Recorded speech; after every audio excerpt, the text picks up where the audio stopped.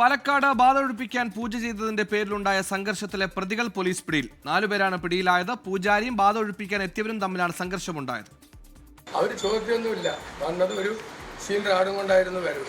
അമ്പലത്തിൽ വഴിപാട് നോക്കി ശരിയായ ദേവനെയല്ലേ തല്ലണ്ട്, പൂജാരിനെയാണ്. എന്നിട്ടൊരു വഴിപാട് വരും, അത് സ്വാഭാവികം. ചോട്ടേക്കാരി നമ്മൾ വഴിപാട് കൊടുക്കണം. അപ്പോൾ അതിലിപ്പോൾ ഒരു ദേവനെ തല്ലോ അതോ എന്നെ വന്ന് തല്ലോ.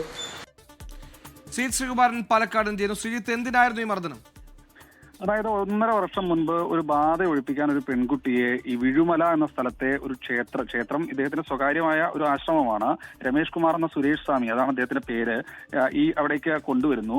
അങ്ങനെ ബാധ ഒഴിപ്പിച്ചു എന്ന് പറഞ്ഞാണ് അവിടെ നിന്ന് മടക്കി വിട്ടത്. ഇനി കുഴപ്പങ്ങളൊന്നും ഉണ്ടാവില്ലെന്ന് ഈ സുരേഷ് സ്വാമി ആ സംഘത്തെ പറഞ്ഞ് വിശ്വസിപ്പിക്കുകയായിരുന്നു. ശേഷം കഴിഞ്ഞ ദിവസം വീണ്ടും അതേ ബാധ വന്നു എന്ന പേരിൽ വീണ്ടും അവരവിടെ വരികയും പിന്നീട് തമ്മിൽ തർക്കമാവുകയും ചെയ്യുകയായിരുന്നു. എന്തായാലും ഈ സമയത്ത് സുരേഷ് സ്വാമിയെ ആക്രമിക്കാൻ വന്നു എന്നാണ് സുരേഷ് സ്വാമി പറയുന്നത്. എന്തായാലും ഈ പൂജാരിയുടെ സംഘത്തിൽ 2 പേർ കൂടി ഉണ്ടായിരുന്നു. അവരും ചേർന്ന് വെട്ടുകത്തി ഉപയോഗിച്ച് മറ്റുള്ളവരെ വെട്ടുകയായിരുന്നു. പൂജാരിക്കും കാര്യമായ രീതിയിൽ തലക്കടിയേറ്റിട്ടുണ്ട്. ഇനി 2 പേർ ഒളിവിലാണ്. ബാധ ഒഴിപ്പിക്കാൻ വന്നിട്ട് അത് ഒഴിയാത്തതിന്റെ പേരിലാണ് പൂജാരിക്ക് മർദ്ദനമേറ്റത്.